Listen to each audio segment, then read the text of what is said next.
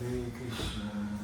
Thank you for being here. I'm going to give another class, and the subject of today is Everywhere Yet Nowhere. The hidden presence of Krishna is based on Bhagavad Gita 9.4. And so we're going to explore the paradox of Krishna, or the confusion behind this verse. And we're going to start with Jaya Radha Madhava.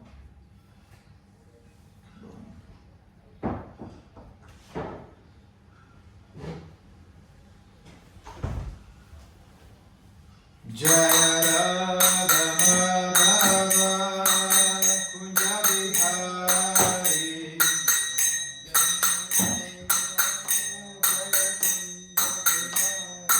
Jaya Radha Madhava Kunja Bihari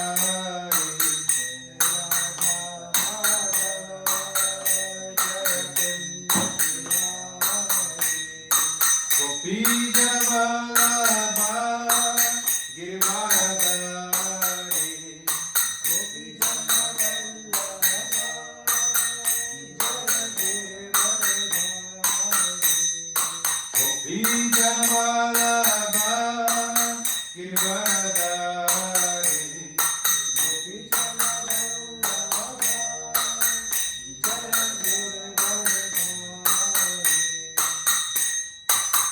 Yashodanandana Braja Janaranjana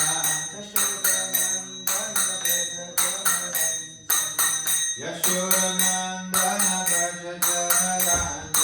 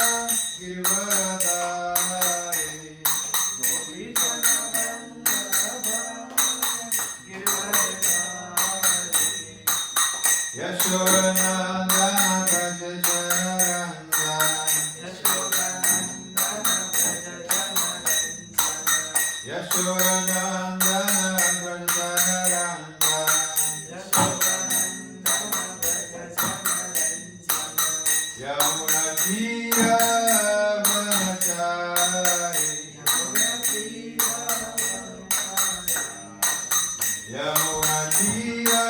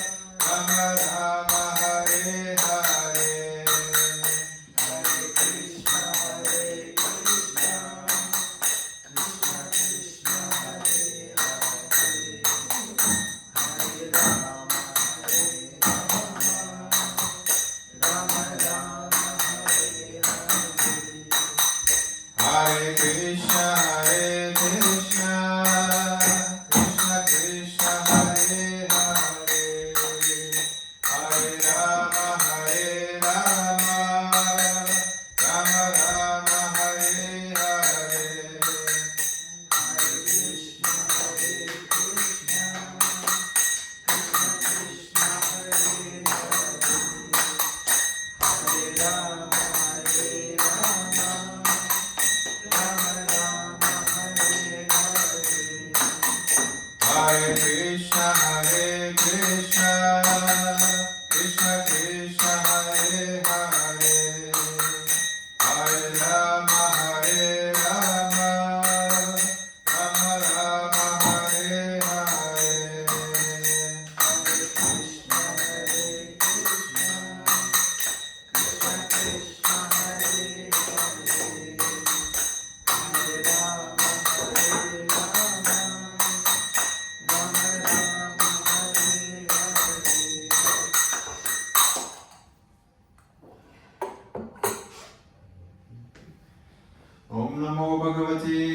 Vasudevaya. Om Namo Bhagavate Vasudevaya. Om Namo Bhagavate Vasudevaya.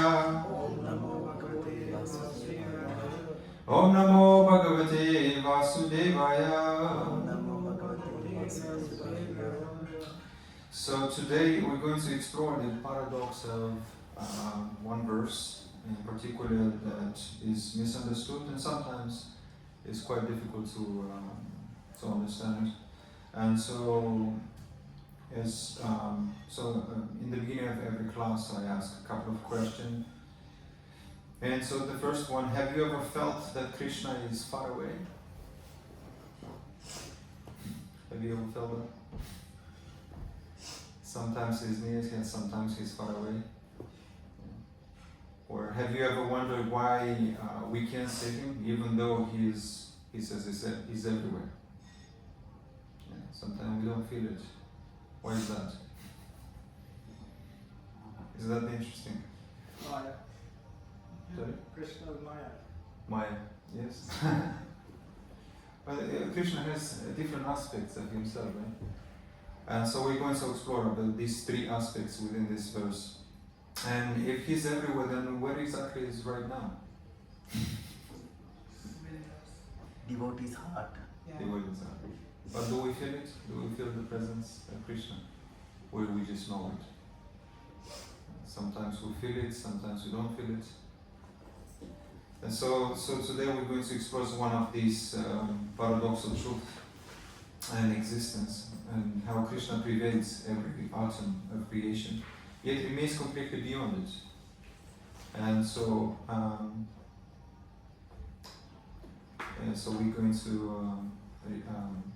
read Bhagavad Gita 9.4, and if you could please repeat after me. Maya tata didam sarvam Jagata Vyakta Murtina Matsani Sarva Bhutani Nachaham Teshravastita Maya Tatadidam Sarvam Jagavyakta Murtina Mastani Sarva Bhutani Tachaha Teshva Chavastita. Anyone would like to recite it so we can repeat? Perhaps. Maya tata idam sarvam jagadvyaktamurtina. Maya tatamidam sarvam jagadvyaktamurtina. Mastani sarva bhutani. Mastani sarva bhutani. Nacham tesha avastita. Nacham tesha avastita. Anyone else with that?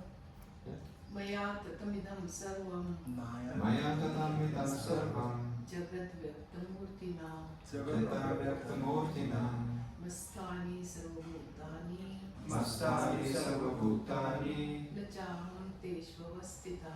Nachaham teshvavastita. Thank you. So in the translation, by me in my unmanifested form, this entire universe is pervaded. All beings are in me, but I'm not in them. Anyone find this verse quite confusing? Yes? Okay, so that's good. So we can explore this. So I summarize because it's the purpose is a little bit long. So though Krishna pervades everything, he remains beyond the grasp of material senses. Just as the sun fills every corner, yet the sun itself remains distant, his energy sustains all existence without diminishing his personal presence. Everything rests upon him, yet he is untouched by anything. Only a heart purified by devotion, eyes anointed with love, can truly perceive him. To ordinary perception, he seems absent, but to the devotees, he is vividly present within and without, nearer than the nearest. Like a king whose authority governs every department, though he personally sits on the throne, the Lord's energy acts everywhere, yet his divine individuality remains ever intact. He is simultaneously all-pervading and personal, immanent and transcendent, seen only when love, not logic, becomes our vision. So the answer to this verse is right in the beginning when he says that in my unmanifested form. So therefore Krishna has three different aspects, which the first one, the unmanifested, the manifested, and the localized. Or you can say Paramatma, which is localized within our heart, in every other individual. And Brahman is the effulgence, which is impersonal, which has no pretty much shape, form, which is all prevailing to this universe. And everything lies on the Brahman. And Bhagavan as separate from his own creation. So these are three aspects. So in my manifested form, he refers to Brahman. The entire universe is pervaded, which is localized. I mean, it's lies on this feature. Well, so all beings are in me, right, on Brahman, but I am not in them as Bhagavan. So as Krishna as a person, he is completely separate from his creation, and he is always in the Loka Vrindavan. So that's pretty much a short explanation of this verse, what it means to be, I am in them but I'm not in them at the same time. Unless we know about the three aspects of Krishna, we can never understand this. It looks very mysterious. So, so for example, we think we are surrounded by matter, walls, air, people, but we are actually floating Krishna's energy, just like a fish floating in the water. And so the ocean never realized when they are in the ocean, they never realize they are in the ocean. So a fish doesn't see because it's surrounded by it. And similarly, we don't perceive Krishna because we're completely submerged in his energy. And so our senses are like blind fish. They function within his presence but can't perceive the one who sustains them. And here is a small message that I heard from actually an animation movie. That's really quite unique. And it's called The Soul, the animation movie. And the message is, I heard this story about the fish. He swims up to the nose of the fish and says, I'm trying to find this thing they call the ocean. The ocean, the older fish says, that's what you're in right now. This, says the young fish, this is water. What I'm looking for is the ocean. So it's very interesting that the fish doesn't realize he's already surrounded by what he's looking for. So from a Vaishnava perspective, this analogy beautifully illustrates the soul's journey through the material world. And as it's searching for something greater while being unaware of its current spiritual reality. So there is a little story that I wanted to connect with this. And here is, you can listen actually.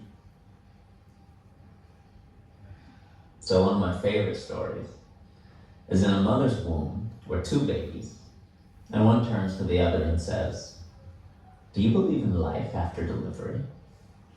And the other replies, why, of course, there has to be something after delivery. Maybe we're here to prepare ourselves for what will be later. Nonsense, said the first. There's no life after delivery. What kind of life would that be? I don't know, said the second, but there'll be more light than here. Maybe we'll walk with our legs and eat with our mouths. Maybe we'll have other senses we can't understand now.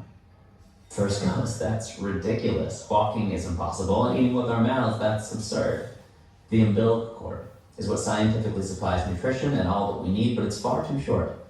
Life after delivery is to be logically excluded. And the second says, what if it's just different than it is here? Maybe we don't need that physical cord anymore. The first goes, okay, if there were life after delivery, then tell me, why has no one ever come back from there? Delivery is the end of life, and in the after delivery is nothing but darkness and silence and oblivion. It takes us nowhere.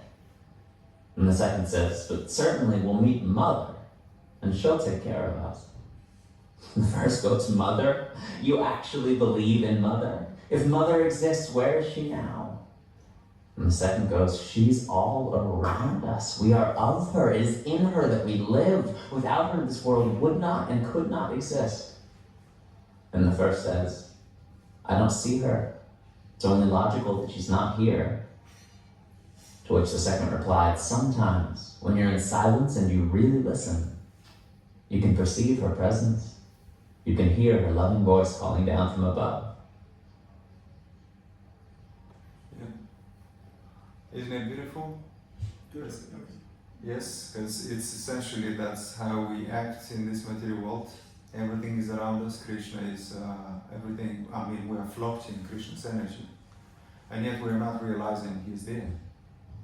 And we think, just like the children fable of this message, that I don't see the mother, so she's not there.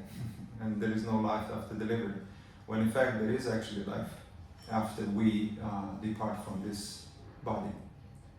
So it's a beautiful, the secretary of my Guru Maharaj shared this message. So I think it's beautiful. So if everything is Krishna energy, then when I walk, talk, eat, or breathe, who am I interacting with every moment? Krishna, right? So Krishna says, I prefer the world in my unmanifested form. So I thought, because the word pervading, it's not everybody knows the word. I certainly didn't. So I thought it would be nice to define it. So to pervade means to be present throughout, to feel every part of something, or to spread everywhere like a subtle presence. So Krishna means that my invisible energy fills every corner of creation. Nothing exists outside of me. So in this sense, Krishna is everywhere. And so the second aspect of Krishna, which is Brahman, is Brahmanic fulgence. Everything lies on it, and therefore this can be realized. Usually this is the first stage that one can experience in Krishna consciousness. When they chant the holy name and practice devotional service, they can realize Brahman. And the second stage is localized Paramatma, localized Krishna within one heart. That comes second. And if through sincerity and devotion we can ultimately know Krishna as a person, which is Bhagavan. And that is achieved through bhakti. And if you, there is another way to put it, you can realize Brahman through Gyan, basically knowledge. You can perfect knowledge and realize Brahman. And through yoga, or Ashtanga yoga, you can realize Paramatma, the localized Krishna. And only through Bhakti Yoga you can realize Krishna as a person. So these are three means to realize these stages. So just like fragrance pervades a flower, this scent is everywhere in the air, though you cannot see it. And so Krishna's presence is everywhere in His creation, though unseen by the material eye. For example, I think it's perhaps in the next. Yes, in the next, I should have next. So aromas comes from the earth, yet if you smell a lump of soil, there is hardly any scent. Right? Have you noticed that every single aroma actually contains in the soil? But if you smell the soil, it doesn't smell. It smells like soil. It doesn't smell flowers. But through the flower, all these aromas are manifested. Right? So essentially, earth contains every single aroma. It's there, and it emanates through the flower. But if you try to look for the seed, we can no longer. It's not there anymore. But the flower proves that the seed exists, right? So similarly, everything emanates from Krishna. And just like the seed is invisible, it becomes invisible once it manifests itself into a flower. Here is an example of the king. A king may live in one palace, yet his will pervades the entire kingdom. Prabhupada often used this example with the king living in one palace. You know, he can maybe sitting or laying in one room, yet the whole palace belongs to him. Right? He doesn't have to be in every single room for his palace to belong to him. So he governs the entire kingdom, though his department and ministers, yet he is not physically present in each of the office. So everything rests upon his power and authority, but his individuality remains intact. He stays in one place and he controls the whole country. So laws are enforced, roads are built, armies move, all under his unseen command. And so you may never see him walking the streets, yet everyone moves by his power. So Krishna is just like a king, and living in his abode, and he controls everything just from there, through his agents. And so likewise Krishna remains in his eternal abode, and his eternity sustained the entire creation. Every law of nature is but his order silently executed. It's like a silent and subtle, hidden controller. So, question to reflect is: when I see order and intelligence in creation, do I recognize the unseen king behind it all? Or do you see the nature as independent or as a silent signature of Krishna's presence? How do we see it? Because since Krishna is all pervading and everything lies on Brahman, then actually, no matter where you look at it, is Krishna. So, when in the scripture says that a pure devotee sees Krishna everywhere, what it means is that doesn't literally means as a Bhagavan. It means that everything that he sees reminds him of Krishna. This is a confirmation from Guru Maharaj Shivaram Swami. And in this way, whenever you look at anything, a bird, a tree, it automatically should remind you of Krishna. Not just, oh, it's a tree, nice tree. But actually, because it's Krishna's energy, and it's part and parcel of Krishna. So here is an example of the flower I previously gave. The seed gives rise to the flower, yet once the flower blooms, the seed is no longer visible. But can we deny the seed's existence? The flower itself is a living proof that seed was there. Right? And you try to dig and try to look for the seed, it's no longer there. It transformed.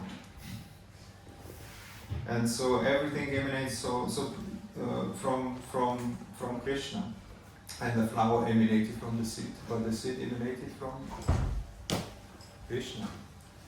So he is the origin, the cause of all causes.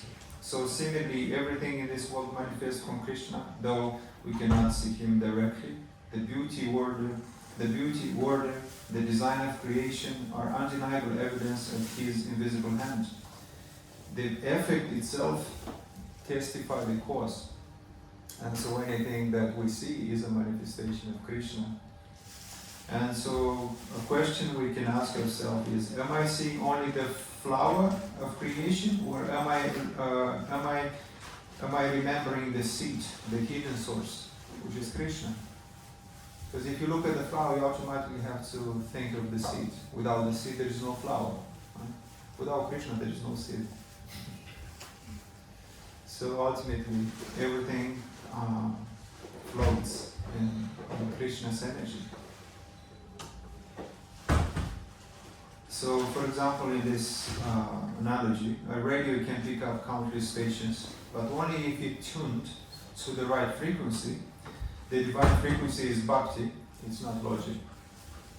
So our senses are not broken, they are simply tuned to matter. But devotion is the dial that tunes us to Krishna. Devotion actually is like a GPS to Krishna. And without if we have a faulty GPS, we'll ultimately get lost. But Krishna is perfect, and if we are guided by the most intelligent person in the entire universe and beyond, we can never get lost. So what frequency am I living on? Matter or devotion? It's preferably devotion. So what am I actually perceiving when I look at the world? Matter. Yes. Most of the time, unfortunately. But once that dormant love is awakened, we see Krishnas everywhere. I just shared an analogy about this dormant love that exists within us. It's just like the little child, the ability to walk is there, right? But the child in the beginning can walk, but if he keeps trying, eventually he starts to walk. If he tries to fly, he won't be able to, because that ability is not there. But in a bird, the ability to fly is there, right? It's just dormant. It has to be awakened. And if the bird tries after many attempts, eventually starts to fly. So that potential, that ability to love is actually dormant in our heart. And it can be awakened through practice of Krishna consciousness, through devotion. Just like the ability in a child to walk. A child doesn't say, you know what, I fell so many times, I give up. A child actually does until it succeeds. As the best definition of fail is first attempts in learning. Fail. First attempt in learning. Right? So, because every time you fail, you just learn something. And so Krishna says, all beings are in me, but I am not in them. So how can both this be true?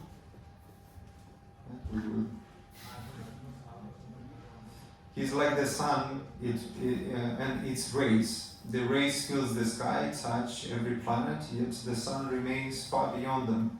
Everything depends on the sun, but the sun does not depend on anything, because the sun is the energetic, and the rays or the warmth is his energy.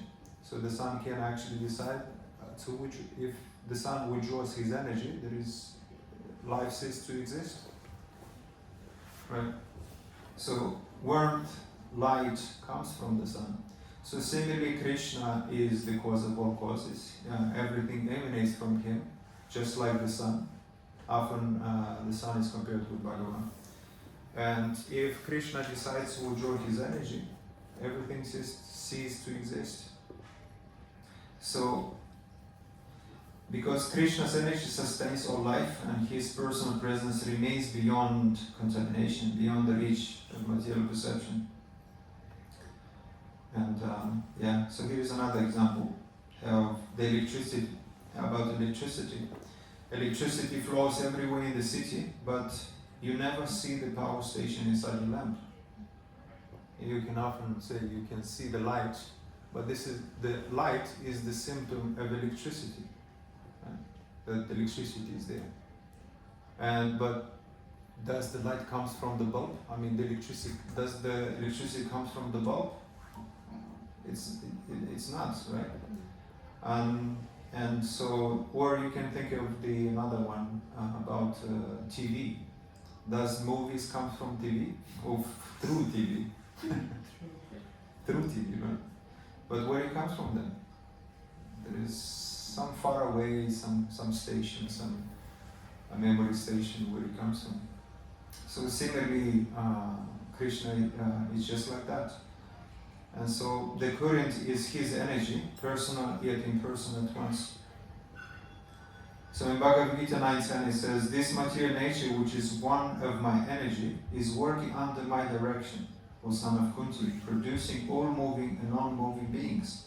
Under its rule, this manifestation is created, annihilated again and again. So Krishna confirms this, that all these is his energy.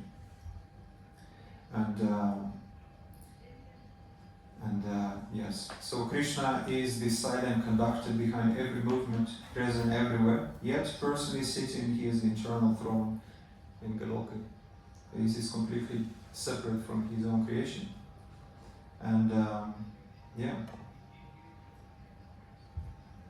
Ooh. So Krishna is invisible to the loveless, but he's visible to the loving. So the secret to Krishna, to actually have a relationship with Krishna, is to love him. And the way to love him is first to awaken that faith. Just like, as my mother was trying to convince me all the time, hoping at the same time, to come to Christianity. It's like, leave Krishna, you should come back. And I asked her, when you fall in love with somebody, and what do you talk about? You only talk about that person, right? And if somebody tells you you should leave your part, you should leave somebody you love. Would you leave him? Yeah. So I said, why would you give me such a request? Request me such a thing.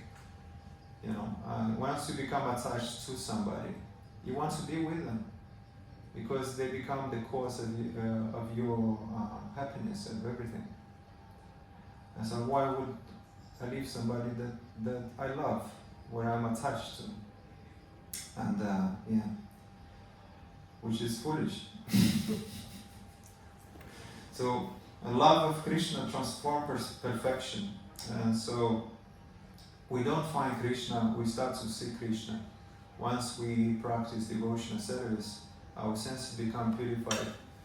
And in this way we qualify Krishna to, we qualify ourselves to see Krishna. Just like, if, for example, if you drive your car and you're not a mechanic, and at some point your car for some reason stopped, and you go in front of the hood, you open the hood, you're trying to see the problem, but you can't see it because your eyes are not qualified. But if a mechanic walks, he opens the hood, he looks at the engine, he sees the problem because his eyes are qualified, right? So this is actually an analogy of Prabhupada, and he says that the first qualification is to know yourself, and for that we need to inquire submissively knowledge about ourselves and from a bona fide spiritual master, and gradually we start to see. In fact, you cannot not see Krishna. It's impossible. There is a story actually. I heard from one of my uncle, and he's basically a man approaches a homeless man, and he says, "I will give you £1 if you show me where is God." And he was like, "Me? So, like, why me?" He said, and he replied to him humbly, "I will give you £5 if you show where he's not." Yeah? So the homeless guy was actually seeing Krishna everywhere, but this guy was struggling to see Krishna anywhere. Isn't that something? So this perception can be changed. The first qualification is faith and humility as well. It comes along. Because without humility, it starts with humility and it ends with humility. And therefore we can gradually purify our senses, and Krishna eventually revealed himself.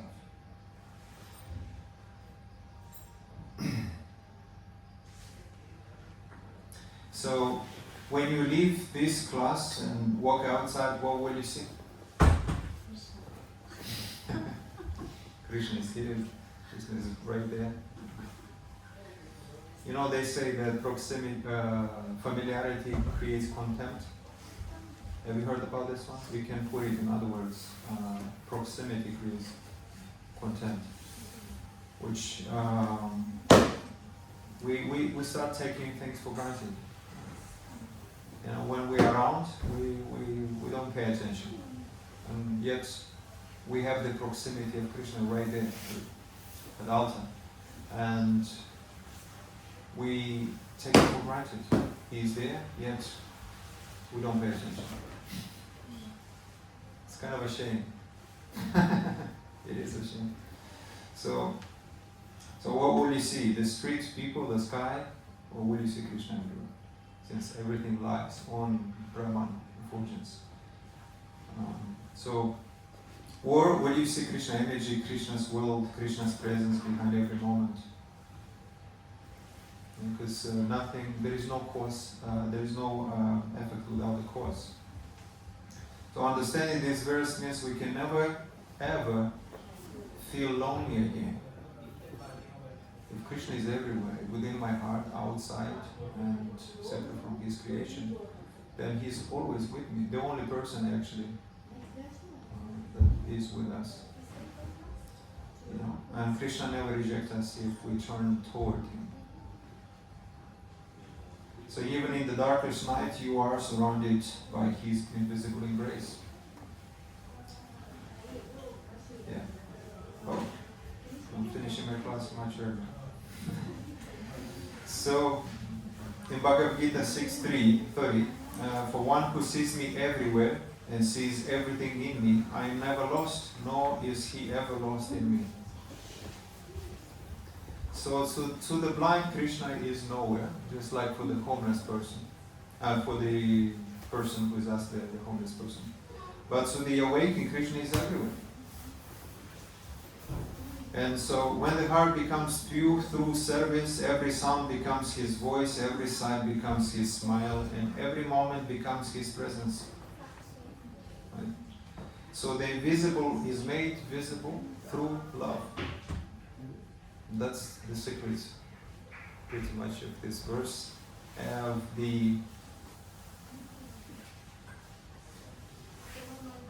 By me, in my manifested form, the entire universe is created. All beings are in me, but I'm not in them. So as Bhagavan, He's separate from his creation. As Brahman, everything lies on Brahman, just like the comparison with the sun. The sun separate from his own energy. Yes. And so there is this realization can be compared with looking at the mountain from afar. You see, so you become kind of aware. You become aware of his energy.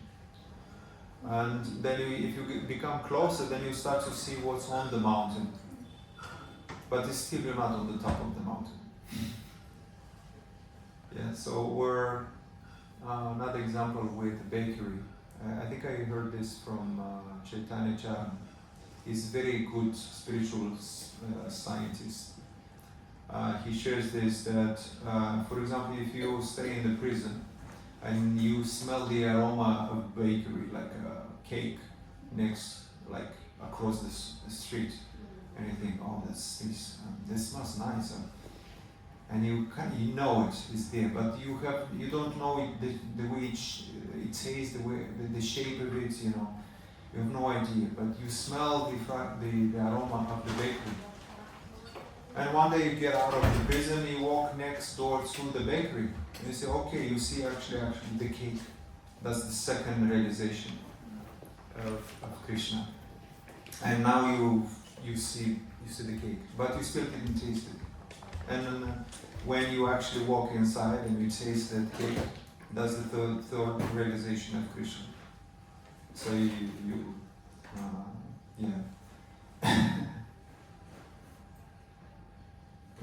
Yes, so with this one, I'm going to conclude this class. Thank you very much. Hare Krishna. Any questions? I have a question. Yes? How can we love Krishna? How can we? Yeah, is it a question like, how can we love Krishna? So, I mean, besides devotional service, so what else we can do? I don't know. I don't know where it just came with that question to my mind. Yeah. Vaidhi Bhakti, the rules and regulation for the awakened love to actually awaken. We have to practice the rules and regulation. Practice devotional service. The 9 limbs of devotion. Hearing chant starts with hearing and chanting. Yeah, hearing Bhagavatam, praying, serving Tulsi, do serving and therefore gradually that love is awakened, just like the ability in a child to walk is dormant, but he keeps trying and eventually awakens. And once it awakens, then we can serve in a completely different mode. We still follow the rules and regulation, just to set an example for those who are new. You don't give up on Vaidhi Bhakti, which is following the rules and regulation and devotional service. And but the mood, internal mood, is completely changed. Externally you engaged like any other devotee, but internally that shifts eventually, and that love is awakened then, because the goal of Vaidhi Bhakti is to awake spontaneous devotion, Raganuga Bhakti. Once that is awakened, we then serve in that mood, spontaneous devotion. But still follow the rules and regulation. Because if you give up the rules and regulation, then there is danger for the new, for those who are new, because they will start to copy you and become sahajis, pretending to be there. I'm free, I'm already advanced. So it's very important to not give up on that. Have we answered the question? Yes, because now my question is how do we know we are loving Krishna and not to fall in that, because we are, our senses are no perfect, and are these easy not to? My Guru Maharaj answered this question very well. He asked, when you fall in love with somebody, do you need somebody to tell you? Or you just know it? Yeah. You just know it, right? And so similarly, when you love Krishna, you will just know it. You will feel it. It will come just like you fall in love with somebody. And you just know it. You are so attached. Every single action is toward Krishna. Your behavior transforms. Once you love somebody, you are attached to them. You will walk toward them without hesitation. And you wouldn't even question. You wouldn't struggle with duty.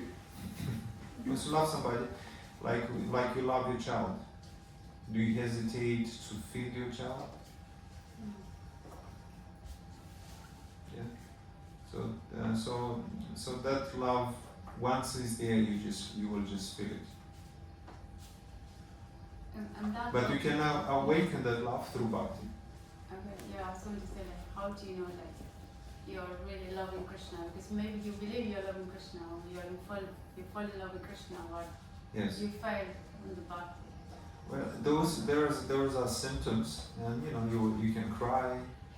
You will long for Krishna. When you love somebody, you want to be all the time around them. So since the holy name is Krishna himself, you will feel disconnected when you don't chant or you don't come to the temple. You'll feel disconnected, disinspirited. But yes, so you'll just know. Yes. Great. Anyone? Any other question? Hare Krishna.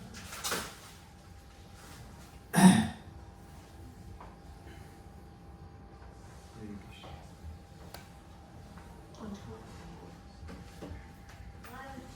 All right. So if there is no one having a question, then we can recite the Maha